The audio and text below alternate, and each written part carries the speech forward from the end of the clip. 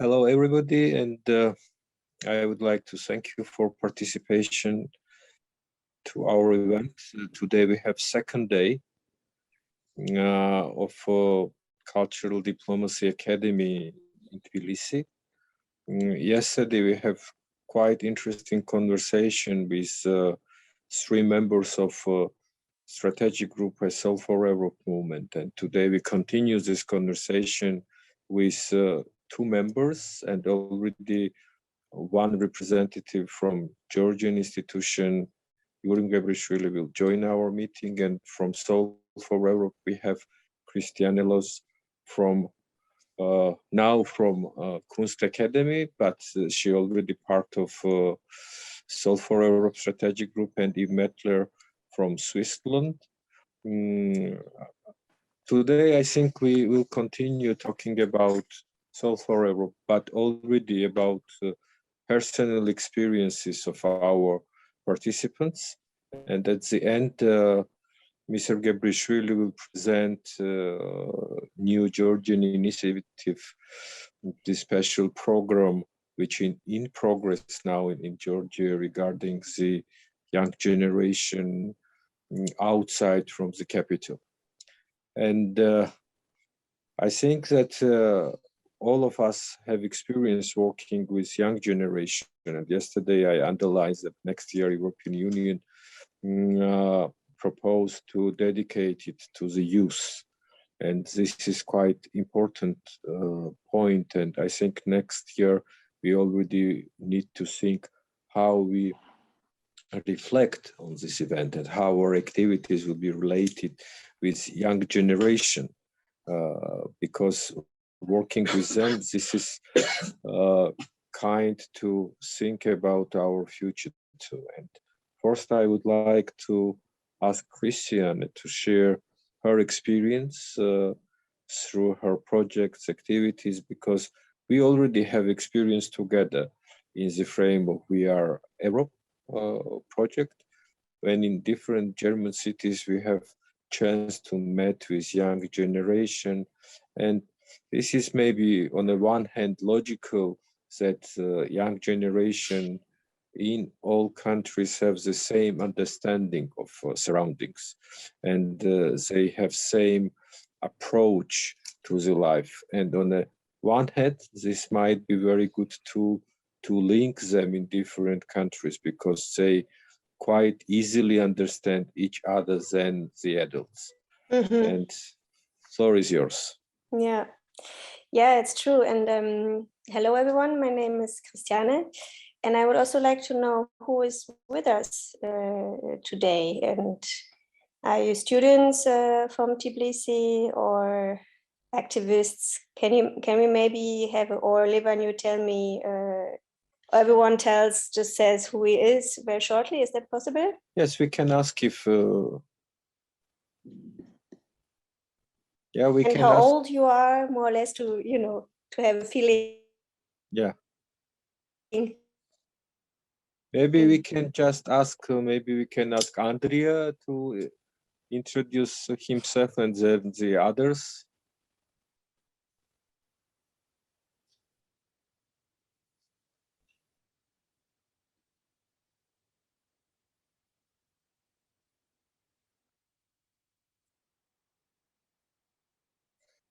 But as I know, most of them, they are students from Youth Palace, which is host of our event, and the generation is until 17 years. Okay.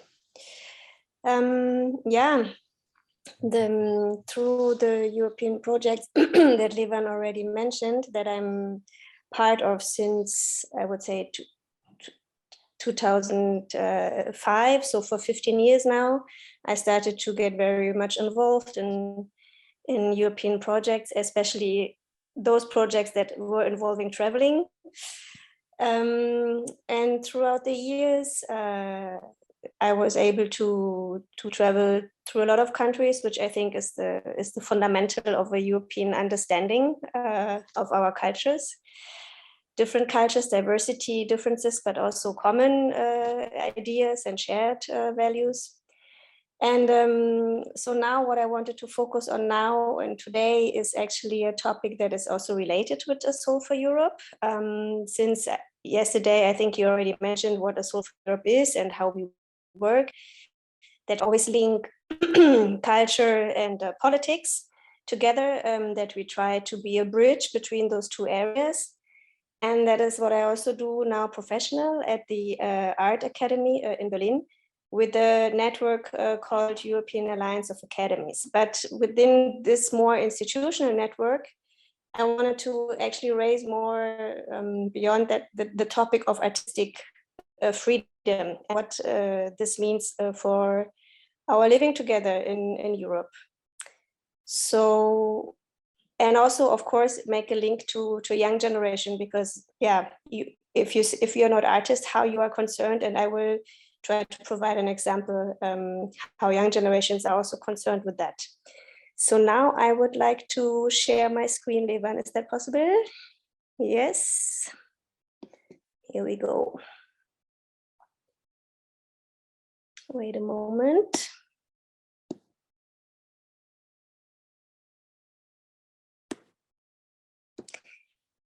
Because what we were experiencing in the last, I would say, 10 to 15 years is are more and more restrictions when it comes to artistic freedom in Europe. Not in each country, but in more and more countries, we can observe this tendency.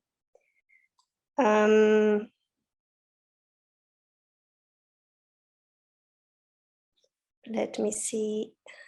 Wait. Here I can forward. But however, as we know, like the freedom of artistic expression and also the autonomy of artistic or cultural institutions are very much fundamental to a democratic society. And this right for the freedom of arts is also anchored in Article 13 of the EU Charter of Fundamental Rights. So this is already written, stated for European Union, art and research shall be free and academic freedom shall be respected. Nevertheless, as I said, in the last, I would say, 10 to 15 years, we observe more and more political mechanisms that restrict the freedom of arts and that are set in place in different European countries. And how is that done so far? Like just to talk a bit about the mechanisms. Most of the time, it's not an illegal act. It's not that the government breaks the law. No, they change the law, and according to that law, institutional structures can be changed. Directors, presidents of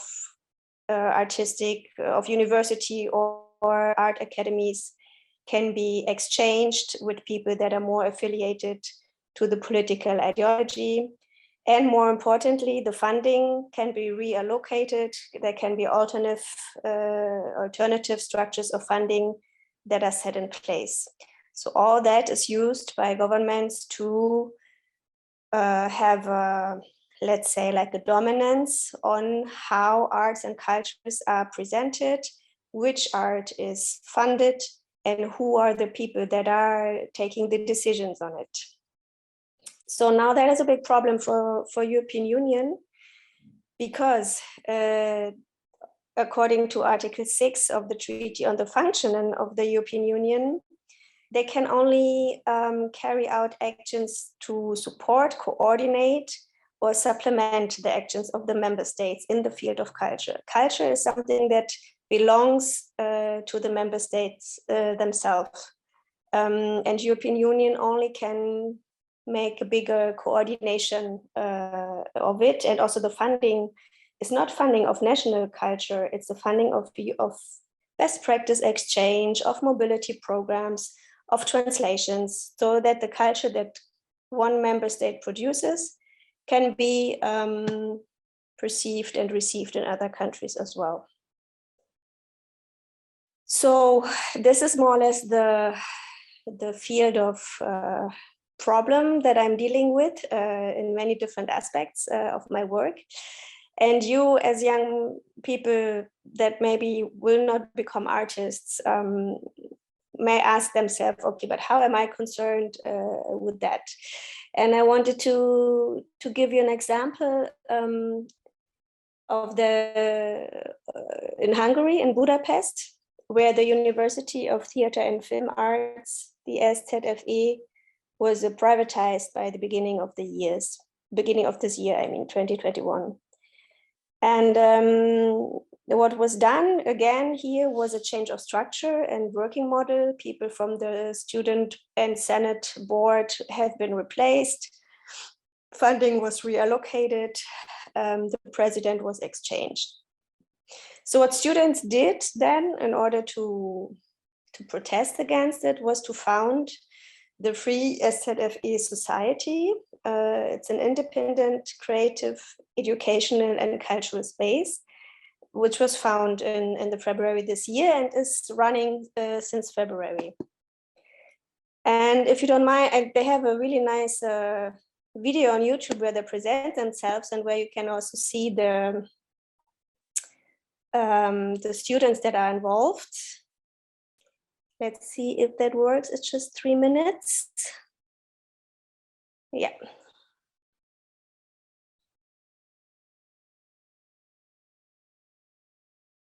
And yeah, to give you an example how students in other countries are dealing with this topic of artistic freedom.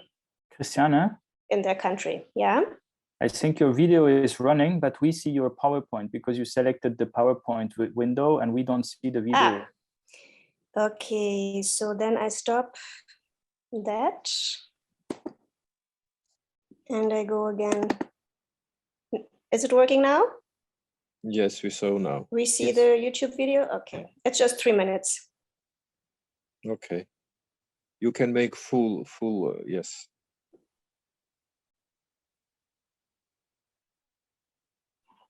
Haha. I love internet.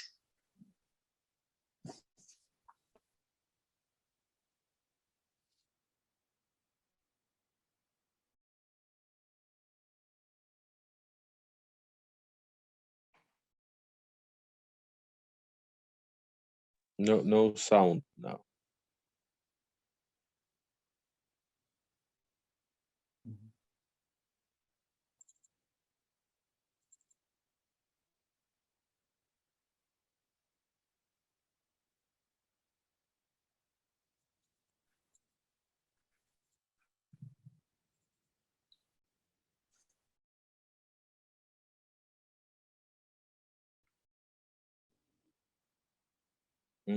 Christiane, there is no sound. Okay. But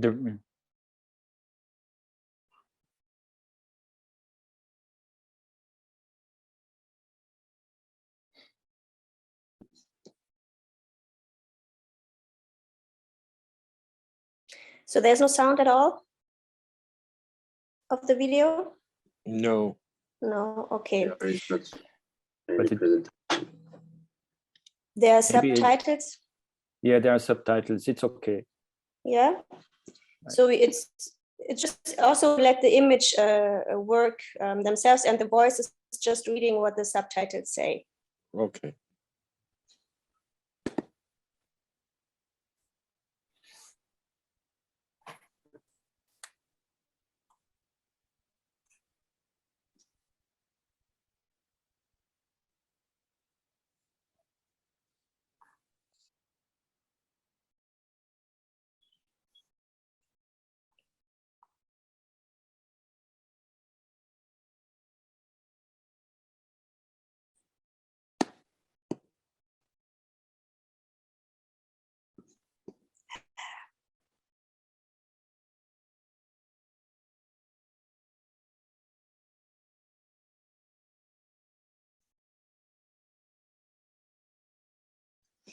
Yes, this was, I thought the images were also very impressive because you see so many young people, students of the university that are involved in that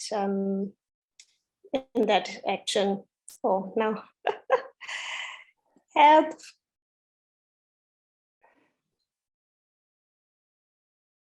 Okay. And yeah, so coming back, this is more an individual and personal involvement and engagement for an institution. But of course, this solidarity and the standing up against those restrictions is also needed on a more institutional level. And this is where I just want to very shortly still introduce the European Alliance of Academies, this network that I'm managing for 1 year now, that was founded last year in October in the Academy of Arts in Berlin. So the people you see here on these pictures, they are representative from art academies from across Europe, but there are also individual artists that are somehow associated to these institutions and that want to do something, that want to stand up against restrictions in their country or other countries as well. Also claiming themselves artists as being part of civil society, which is, I think, an important and also interesting aspect on the role of an artist. How is he involved in political and societal matters? Does he want to get involved? Which topics are interesting for him, and how, with which tools and mechanism can he contribute? So, for example, this guy is Ferenc Sinki, and he is an author and writer from Hungary. He is the president of the Society of Hungarian Authors in Hungary, with over more than 400 writers and authors associated. And he himself is also part of the protests of the SZFE University in Budapest, as you can see. So for me, like he would be the merge of being an artist, but at the same time also being an active part of civil society.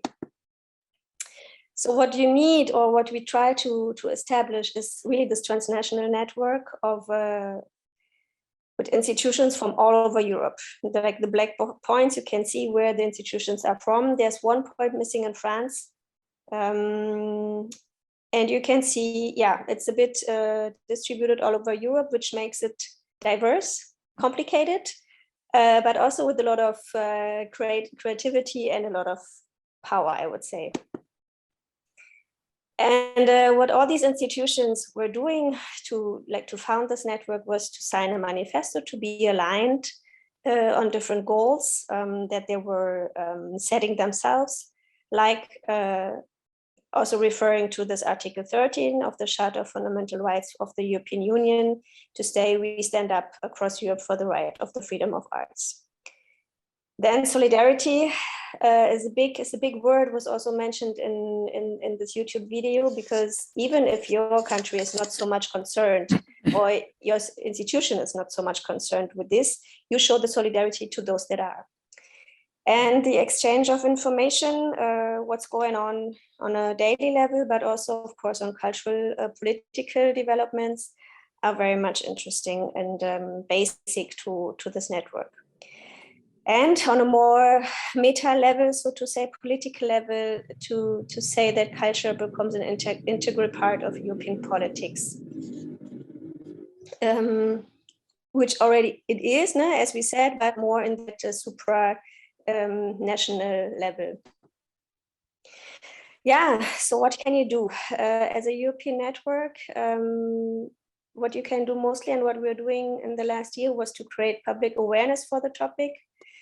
We published declaration and made them circulate. We organized events, we communicated. We also started the artistic cooperation between the institutions in Europe, because that's how you get to know each other. That's how you start the discussion on a specific topic. But at the same time, also start to search for support of the European Parliament and the MEP, which unfortunately doesn't have any legal incentive right. So they are on our side, but they cannot do anything like legally. And the only solution or possibility that is left on a more legal level is indeed to build a case in front of the European Court of Justice, because only then, if the Court of Justice has a rule, only then you can apply the rule to the other member states. Sanctions and so on is on another sheet. I'm not going to talk about that. But this is more the field of conflicts that I'm dealing with for the last year. And here you have some small impressions of who's meeting. This was our artistic call for artistic projects.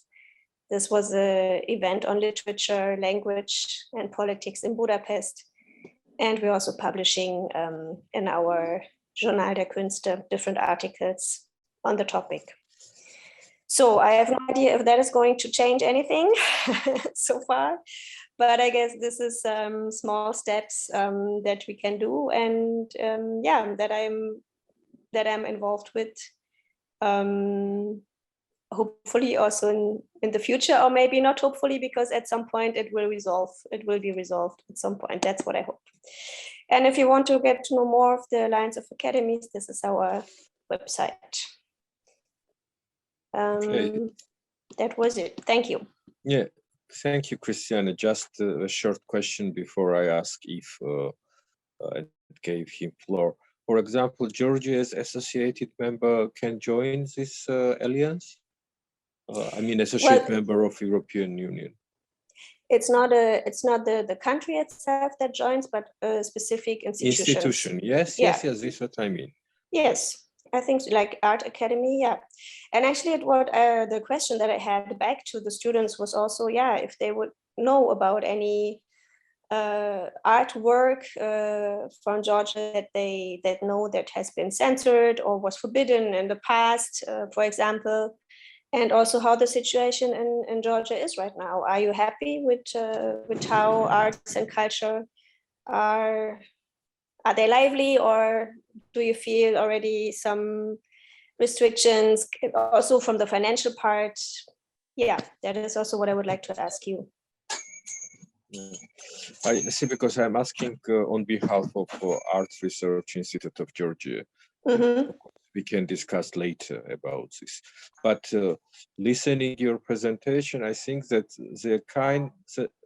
there is already quite big committee at the UNESCO International Theatre Institute for Artistic Rights, mm-hmm. and which already have some similar work in performing arts. I think it will be interesting for future to plan kind of meeting with committee and to share. This committee already working, as I remember, more than 10 years. And it's at the UN. It's in the frame of International Theatre Institute. I can send you later the exact name of the committees, and because the one of the leader of this committee is in Germany. He present German International Theatre Institute. Okay. I will write to you. Yeah, that would be interesting. Yeah. Okay. Thank you. Thank you. And if now it's floor yours, I think what we discussed in Berlin, there is quite many interesting chances for cooperation with you in Georgia. I already have conversation with the leadership of Youth Palace regarding your workshops, and I think after this academy we can go more in details and find out how we can plan next year something practical with you to work with Georgian young people in the frame of your ideas. I would be absolutely delighted. Thank you very much, Levan. Thank you, everybody. Hello. We shortly met yesterday. Maybe I'm talking a bit from a different perspective. So my name is Yves, and I'm coming from Switzerland, but I live in Berlin right now. I'm coming from I'm coming also from a country that is Europe, but that is not in the EU. And this is very important, that Europe might be a more open and concept, or territory than the EU, and we will always live with this.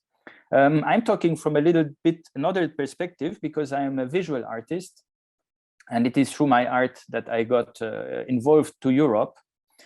I will make two parts. One is about a work that I'm developing, and another one is about a practice which is independent publishing, which I want to introduce to you, or shortly talk about how I work with it, or how you could work with it, basically, much more.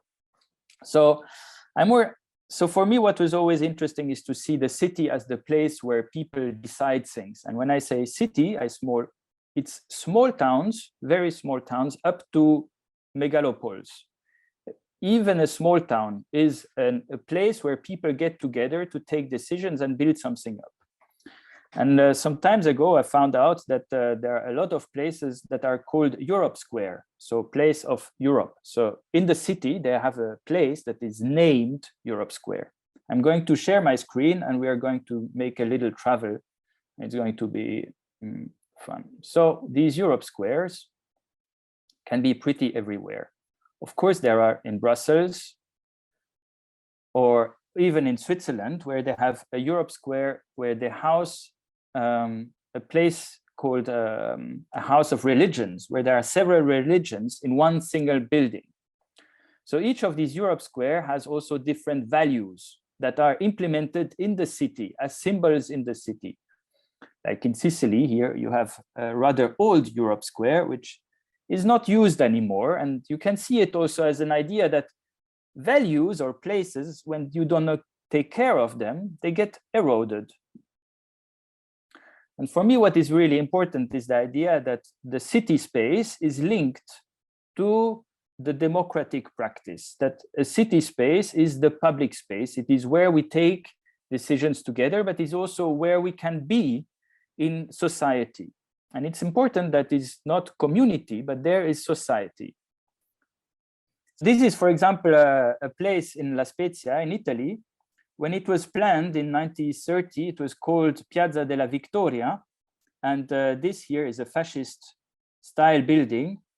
And after the war, Italy had lost, they called it Piazza Europa. So suddenly, what was like something fascist going like, we're gonna win, although they lost, they reconnected to another model and they changed it to Europe City. So all these squares have different histories. And so we start to see that there are many different ideas of Europe, and we have to get involved with it. For example, we have also very much of them that are connected to tourism, like in southern France, or maybe closer also in Batumi. You have very small towns who have Europe Squares, and you have others that are connected to traditions here in Germany about mining traditions. So the industrial past or the culture. Some are connected to modernism, to prospects of freedom and modernist development, not the hope of having the same values or the same capacities for everyone. Maybe one of the oldest one you might want interested to know that is in Kiev.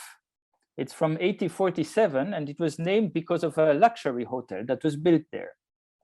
It is now, it has been renamed, it changed several times the name. It was called Place Lenin, it was called Place Stalin, Place Hitler. And in 1991, when Ukraine got independence again, they recalled it Place Europe, Europe Square. But of course, it was not for the hotel. It was for the values that Europe is representing for the Ukrainian people. We have also one in Russia, in Moscow, next to the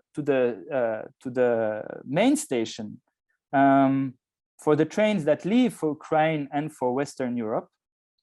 And it was a gift by the city of Brussels to the city of Moscow. I won't tell you what it is. It is absurd, but it is also there. So the idea of Europe is really, it's going much further out. And maybe sometimes the desire for Europe is also stronger outside of Europe than in Europe itself. This is now, you know, maybe this is Batumi. Batumi, when the city of Batumi and the region of Batumi joined an organization of European regions, they named this place Europe Square. And they made this very strange sculpture here, which is Medea offering the golden fleece to Jason. So I'm a bit wondering, because Medea is a quite weird character. I know she kills a lot. Then she gives this, so I'm wondering to who is this given, for whom is this gift? But Batumi made it, at least on Instagram, is one of the most popular Europe Square in the world. There are a lot of Instagram pictures. And the other one that is very, very popular is the one in Tbilisi. Isn't that really funny? I think it's really great. So you might know also this place here, and it is a very popular place. My work is now also about activating the imaginary with people about these places and to talk about what is this multiplicity of models or ideas. So we organized a walk, which was kind of a protest walk in Berlin.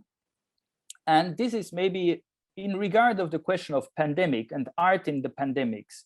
We can understand the streets or the cityscape as the place where art can stand or happen. You do not, I mean, this is now quite big, but you don't need a lot to do something there because it's very accessible. You can organize yourself in the cityscape. You can use it as a stage. It is the place. It is also very, you can connect stories to places.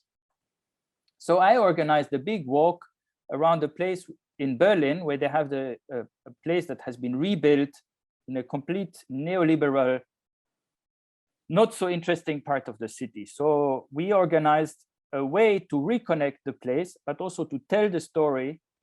And not, this is not the city or not the Europe Square we wanted. So that was very funny. We went also with kids and families, crossing different areas, marking them, and finally having our own little manifestation. And we call it more of a poetic protest than a political one, because we were just claiming that there is another kind of city that is possible. So you can always, you can make a connection between the city you want and the Europe you want. There is the city is the place where you can most act politically and culturally, where the connection between culture and politics come closer. In another town, I asked different groups to choose places where they would make a Europe Square. And these different groups would tell their stories. So we had very young people. There were a little youth organization that would choose its Europe Square. We had all kind of people, but also, for example, a group of migrants also declaring where their Europe Square was. So this is the part on the Europe Square part. The other part that is maybe also here more interesting for me is, as an artist, you have to do with public and you have to do with publication. You can use publication, making books, but also magazines, and even maybe the lightest format, which is called zine, fanzine, art zine, etc. You have a lot of these leaflets. For example, I was invited to make a workshop with very small kids about their plays. And I think a publication is a very nice way to talk or to present issues, but also values that are important to you, and to reflect with your people in the place where you are, about the place where you are. So these kids were, I make a workshop with them to make a little comics about their neighborhood. So with pictures and with the collage and with storytelling, we together built a little story about aliens visiting the place, and they would tell the place from their perspective. And it was very nice at the end, because every kid also had their story and they could bring it home and retell the story of their own place. So this was one way of publishing. When another one, and I think yesterday, Juicy, for those who were there, she also talked about making magazines. So they tried to they collected all these materials, these expressions, to transmit them to the politicians. You can do also a little zine or magazine about your area and then find places where you can distribute it, like in bars, in cafes, in supermarkets, and so on. So, for example, I did a workshop with art students to make little zines like these ones. They're very simple. It's A5, it's these, and they made a zine about an artwork they love. Because most of the time you do not talk about you talk about your art, about your work as an art student. I don't know if you're so much art students. So you can also talk, for example, from a place that you love. If you share something about a place that you love, you start to share also the values of this place that is important for you. And this is, so you start also to tell the story of your city, to make interviews, and there are different formats that can be used. Why is this important? For me, it is important when I met when I was in Cuba, I met a young group of students. Cuba has a very restrictive, constraining cultural politics. If it gets political, you can get into deep trouble. But these young people, they started a magazine that was called Super Vivo. And this magazine is not about politics. It's about living, about good living. So it is simply about what makes life valuable. And they made these very small fanzines. They were most of the time there were 3 or 4, 6 pages, very small. So it doesn't need it now as a. And they did it on in Cuba. Paper is very valuable. It's a strategic resource, and it's very difficult to find places to print. So they went sometimes across the whole country to find a place where they have a Xerox, a copy machine, and then they printed it. And they had different formats. They used just the paper they had, which they could use. And then they distributed among families, among friends, and so on. So it was a way also to celebrate and cheer up a little bit the situation, and always avoiding a direct political confrontation, but sharing more about these values. And I think this publishing process, either using the streets as a place or using publishing as a place, is both a way for artists to be involved in the society and to share, protect, concern, but also discuss the values that are important to them. And I think it is one of the pivotal role that the artists can play in their involvement towards society. Voilà, this was basically the presentation I wanted to do so far. Yves, thank you very much. I think it was very interesting and inspiring, because what you tell, I saw quite big potential for development and already quite good potential to implement in different countries as well. I think that maybe afterwards we can talk with you for a joint workshop in the frame of the VR Europe, because I think what we're doing previous years, the photo workshops, combining with your ideas to create the magazines or find your places could be developed very well. Maybe we can do it together in Zittau for next year, as there is good potential for small German cities and young people in these cities to do this. Yes, it would be very nice. I mean, it's also some, I would really encourage also the students and the young people to try themselves out. You can use paper and scissors and pens and just start, and then maybe you make 5 or 6 and you see what happens when you start to distribute them.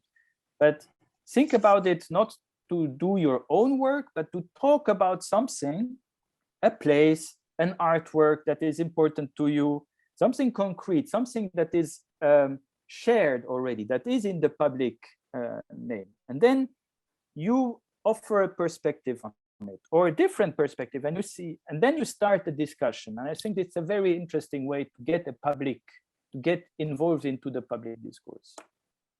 Yeah, thank you. Thank you. And now we have a last presentation for today, and I ask now Mr. Gebrishvili to present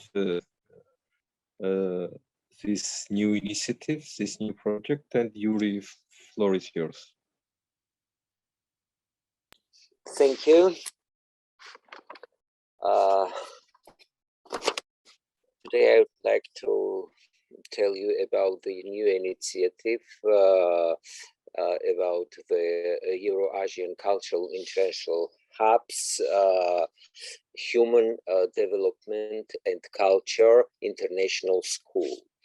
Now I share the screen. Yeah, sorry. Okay. Moment. Yeah. Did you see it? Yeah. It's okay. Yes. Yeah, great.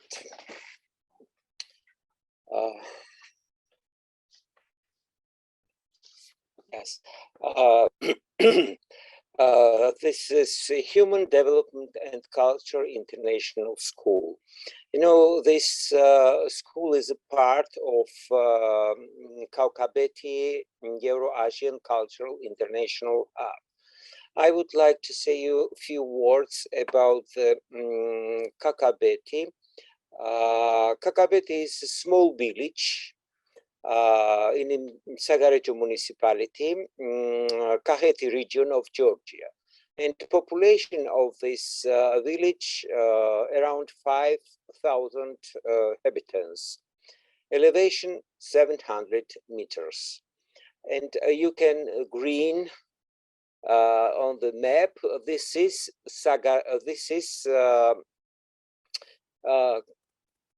region, Kakheti region of Georgia.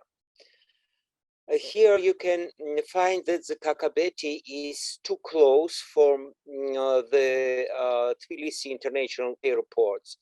It's need around 45 minutes drive from the international airport to this village. And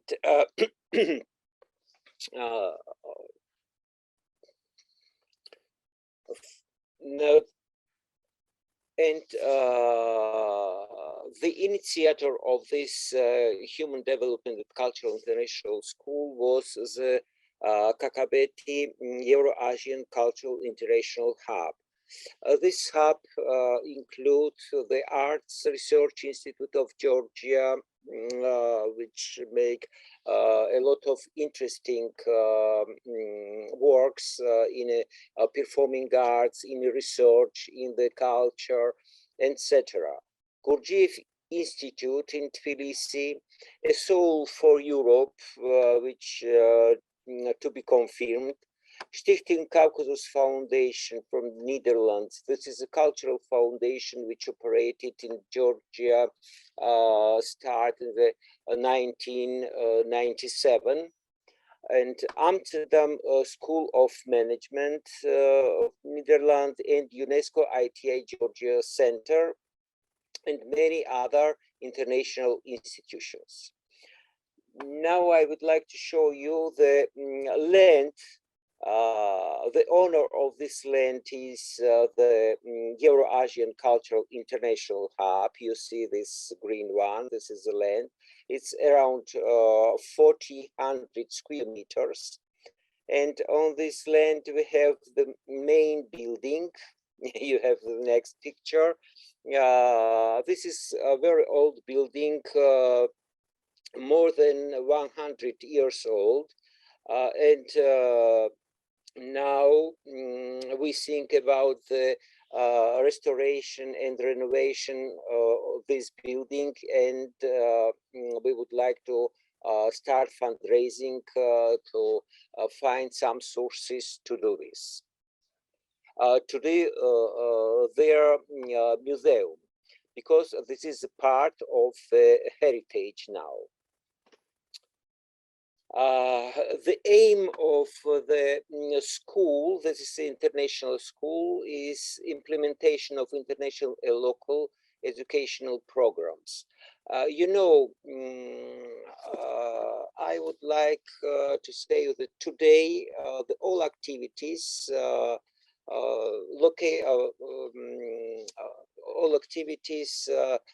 concentrated in the capital, in Tbilisi, and less attention is paid to the harmonious development of the rural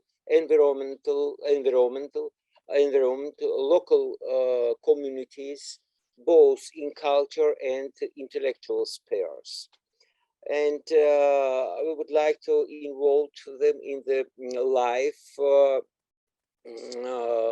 of the countries, not only during the election, but during the whole period. We would like there organize, would like to create there an environment that make rural communities feel like members of the international community and citizens of their own countries, who have an equal chance, regardless of generations, of access to of culture, education, and social activism. Our school must become not only an education center where possible to learn democracy, culture, Western and world values through direct, interactive, or summer light, but also a place for meeting and debates. It would become a regional center for international education and culture, where urban spaces are used to gain experience. And this is here the aims which we and goals which we would like to implement in this school. This school will include library, media library for development of non-formal education, adherence to the principle of globalization, to create a system of values, citizens and civil rights, ecology, the base of human resource development, different traditional and non-traditional practice, culture, civil and historical heritage, tangible and intangible cultural heritage.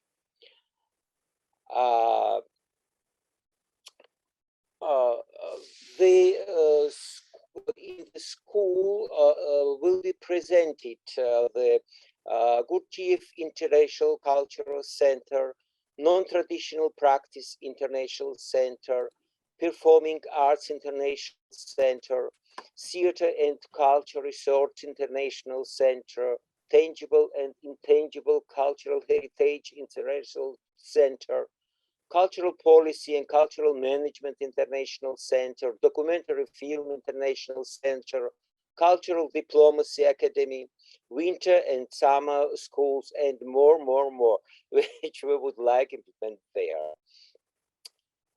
Some projects which will be organized during this 2 years. This is a literature festival which organized in the Marneoli in spring, where the community can meet personally with famous writers, playwriters, stage directors, etc., and have a discussion with them and ask them questions directly and speak about the future of their work. The next project was the online training program in cultural management, marketing, and project management. We organized this in a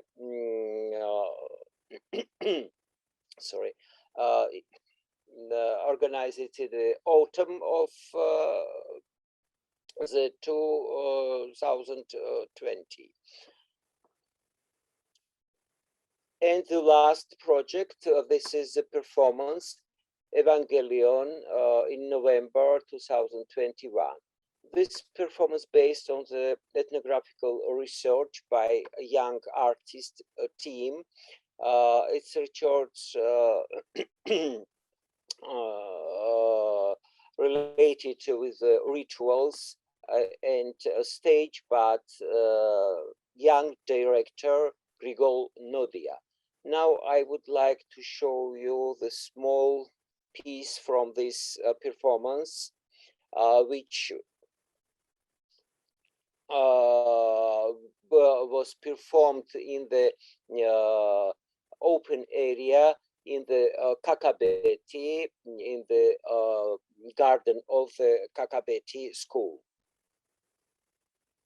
Just a moment, please. Yeah.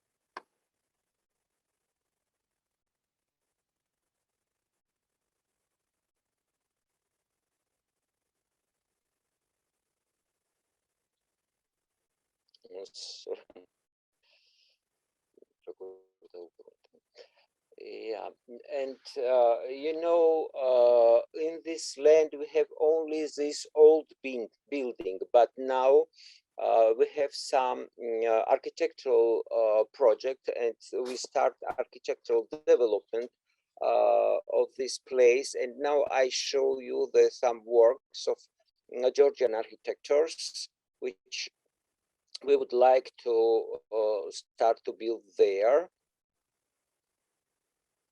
This will be the main building where will be located the library, small amphitheater for the open air performances, cafe in open air and inside, and some auditoriums for the training programs. This is some view of this building, and now I show you the how will be architect the camps houses. This is the camps houses where will stay the participants during the training programs, during the residence programs, on other. We would like to have the camps for maybe 40 participants in advance. This is our old building and our mail address. Thank you for your attention.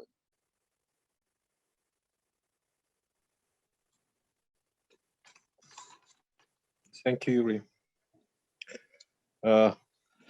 I think this project have a big potential for a future, and I suppose that next year will be quite important to further fundraising and development of a practical partnership with different countries.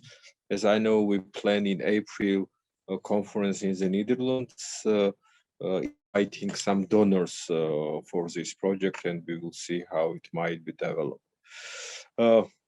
We had these 3 very interesting presentations, and now I would like to share something similar what we do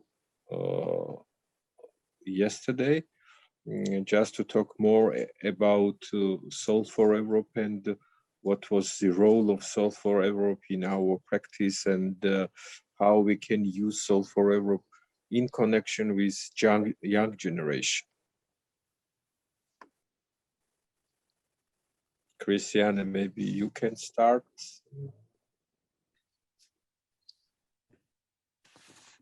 And you mean how a Solve for Europe, like in my practice, or what I could imagine for the young students in Tbilisi? In your practice, and already for the young students, not only in Tbilisi, but in more... In general. Yes, in general. Yes. Yesterday, for example, we talked that if you do some workshops in different places with young people, maybe later we need to think how to bring them together, just to find out how they can reflect on our activities. I mean, what I really learned with Solve for Europe is that there's no civil society without the political actors. It's you can be as much involved and engaged and enthusiastic about a problem that you encounter or that you want to solve in your society, in your environment. You don't have the political legitimation to do that. So Solve for Europe from the beginning on was always focusing on how to make the connection from your civil society involvement to the political level. We don't call it lobby work because it's not really that, but it's to establish a conversation between, to identify your deputies, your MP on local level, on national level, on European level, to see if they are really concerned with the topic that you would like to bring forward, and then to just go with it and don't have any fear or too much respect, because this is their job. This is our political representatives. This is what they do. And I haven't been aware of that so much before. I was more in that activist and NGO environment. And then with the Solve for Europe and also with the events that we had and the politicians that I've met, even though it's a really long process and you don't have results right away, but maybe with time you feel how political awareness is growing, and they also have other ideas and other experience and other expertise in the back of their mind that they can bring in, so that this cooperation between politics and arts and culture is very, very, very important all over Europe, I would say. And that would be the advice for young people working in that area, or being concerned or involved with an initiative or with the association or whatever. And for Europe itself, well, we are planning the Extremadura conference next year in Spain. Have you been talking about that already? No, we didn't touch yesterday this issue. And also the workshops that we do with Wiesent Europa. Maybe that would be more interesting. We're waiting you to talk about this. Okay, but I'm not so much involved in that anymore. Yes, I know. I didn't know that was an expectation. I have no idea what the plans are for We Are Europe next year. I'm sorry. It's still in planning because we have last meeting and the first let's say stop will be in Cital. It's why I tell just Yves that we can talk with each other just to prepare the SS pilot project of our joint workshop. But I think that in Extremadura, maybe we already need to have one working group with teenagers, with local teenagers, and this could be quite interesting practice to bring some our knowledge there too, and find what will be feedback from the young people there. Yeah, I mean, the topics that Extremadura is dealing with is mostly this idea between, or this field of rural areas, what's happening in rural areas, what's happening in metropolitan areas.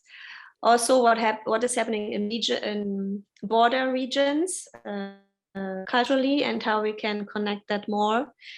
And as I mean, there are some local topics, but of course we'll need a European dimension. So it's always good to have people from different European countries because they have different perspectives on the topic. Yeah, I think Extremadura might be quite interesting in the sense of bring together different small cities and to listen already how other cities looking from the different part of the Europe about this problem.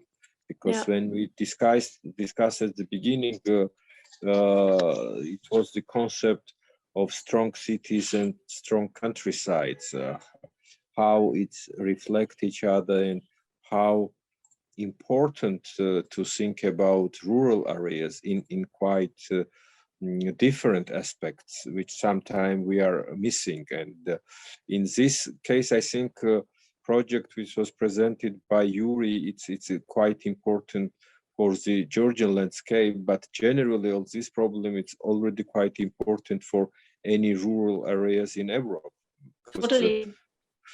Because this was our idea, how to turn into the case, how we can invite other areas for cooperation. Totally, this phenomenon of empty rural spaces, so to say, and the less of depopulation and less infrastructure, less educational projects, and so on. This is happening all over Europe, yeah. And young people will more and more suffer from it, I guess. Yes. In the future. Yeah, it's why last 2 years we already do some local research with young people to learn more from them, because usually when there is a lot of research done, not always focused on young people, mostly it's focused on professionals or just citizens or just politicians, but not too much we take account what is the thoughts of the young people, I mean before 17. What they have in mind, and this was just my proposal already for Citao, just before we start workshop, months advance, maybe to make research between the young generation, and based on this research to make some kind of corrections for the workshop, but as well to present research during the open space with city stakeholders.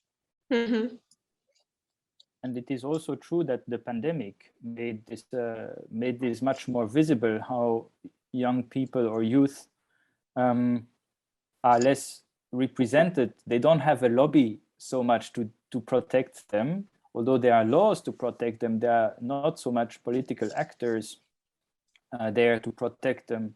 And during the pandemic, we saw that youth that don't have strong parental support are quickly lost and are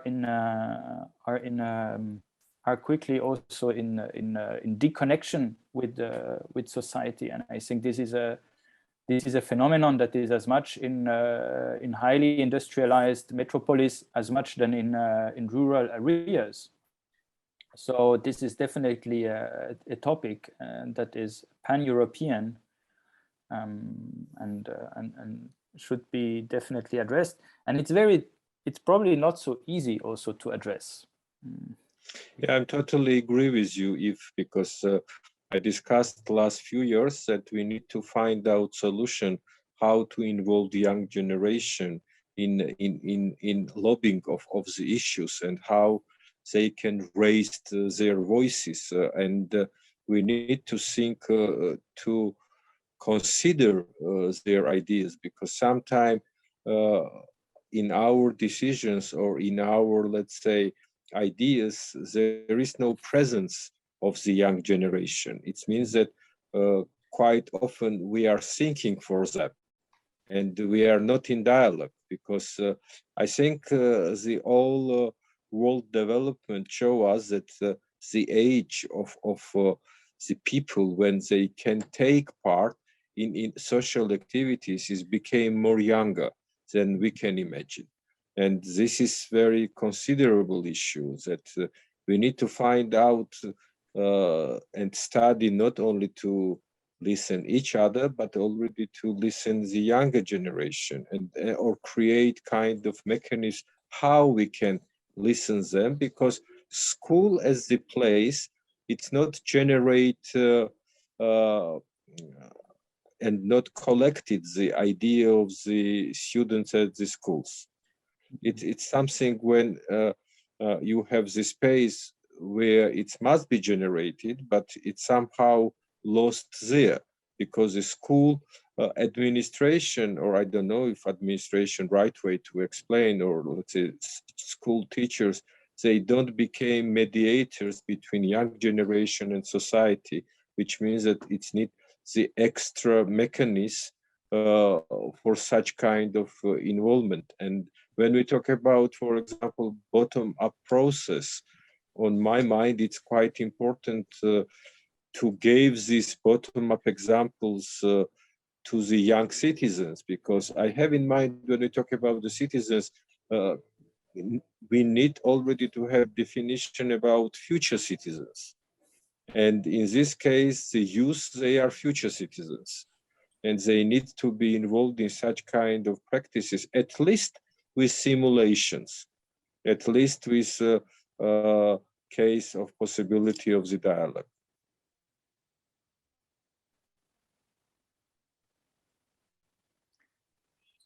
I guess what you mean is strongly true, but also, of course, if we try to think about,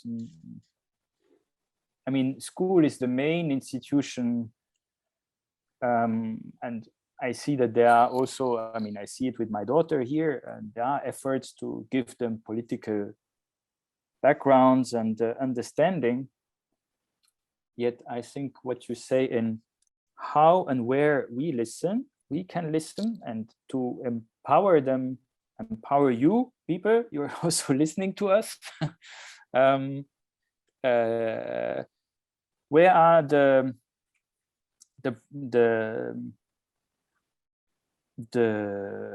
bridges?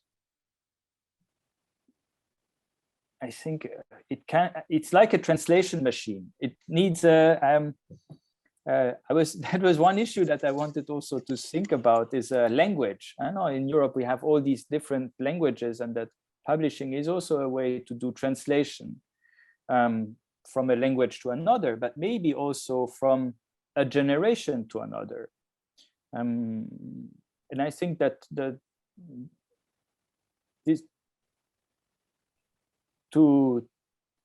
this is where, so workshop is workshops where there is an empowerment done of listening. I think Juzi showed yesterday these booklets that were to be distributed to the politicians. I think it's a very nice gesture to have this, this coming, and this is our recommendations, please. And then you have this material object that will be in the office of the politician, and he can't really escape it in a way, a part of throwing it away, which would be such a strong gesture of his side that he would feel bad about it. So how do we keep this consciousness about these words, but first also to get the words? I think this is definitely a topic that needs more work, more involvement also from our side. Yeah, I think in this sense, let's say what we call informal education became very important too. And we need to think how we can improve it, or how we can make it more creative. And Yuri, do you have any comments for this?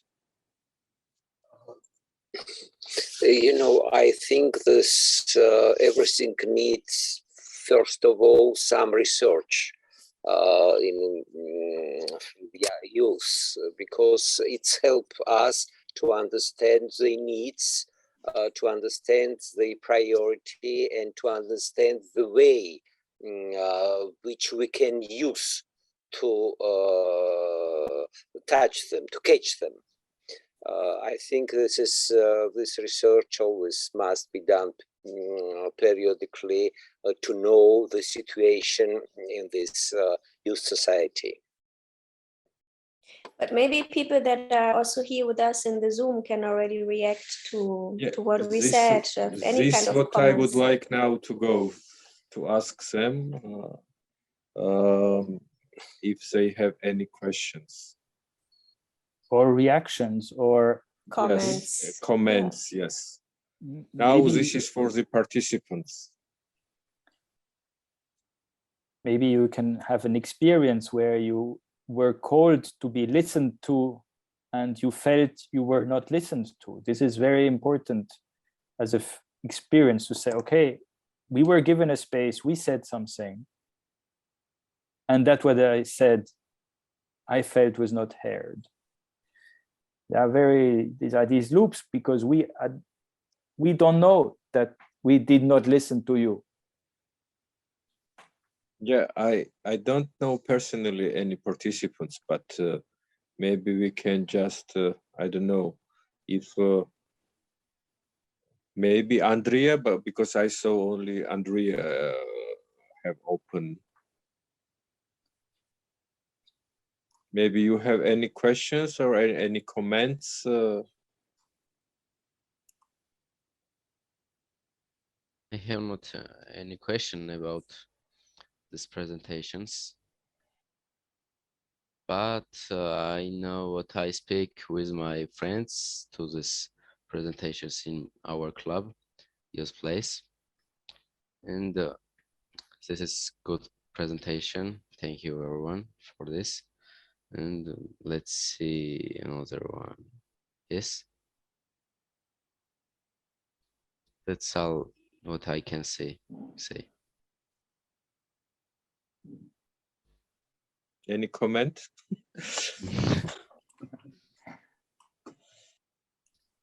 Or maybe proposal? Will you start a magazine now or a website? Or find your Europlace in the alternative Europlace in Tbilisi. Yeah, maybe this is idea when you come to Tbilisi to include this in the workshops. Okay, if there is no questions from participants, I already have not any extra questions. I just can give floor if you would like to add something before we finish meeting today. Or I don't know, Christiane, if you have something, if you would like to add or just to share with us, and then we can close meeting for today. Yeah, I mean, I'm also always thinking what makes me being involved in all this, and besides from all the political stuff that you have been listening to, it's also a lot of fun. It's just fun to be with other young people from different European countries, to see their perspective, and also to feel, yeah, we are not different from each other. We have the same hopes and dreams for our future. And I think it's a very enriching part in my life, at least, and I hope it will be in yours too at some point. Okay, thank you, Christian. Well, I think yesterday with Mahir and Nicola, we talked about community and how it is important to find a community, to be able to work and to feel good in it. And I wanted to add that it is important to find one's the community, but it is also important to keep this community or the work connected to society. It cannot go into isolation, into celebrating oneself. And I think it's important that the community always deals or asks questions that are of a societal or dimension. Otherwise, isolation is very dangerous. We saw it happening all around, and I think this is one of the dangers of digital communities, is that you close up into what we call bubbles now. And one of the good things is with streets, with public spaces, that you always have to deal with a lot of people you don't want to have around. So I think it's important that, yes, we have digital communities, but it's important also to meet in your clubs, but also outside.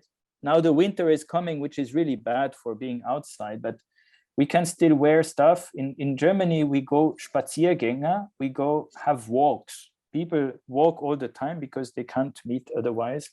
And I encourage you also to have walks and always be ready to confront, to be with all these people you don't know and you maybe don't want to be, but it's very safe for your, very good for your mind and soul and your group to be around other, around the other. The other is always there. You cannot exclude the other from your life. That's what I want to say. Okay, thank you very much. Thank you all participants and speakers.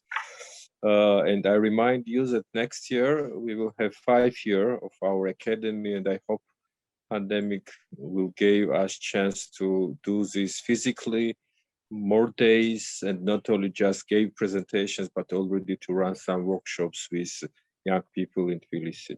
Thank you again, and see you soon in virtual reality or in next meetings. In the next Bye. walk. Thank you very much. Thank you. Bye-bye. Thank you. Bye. Thank you. Thank Bye. you. Bye. Bye. Bye-bye.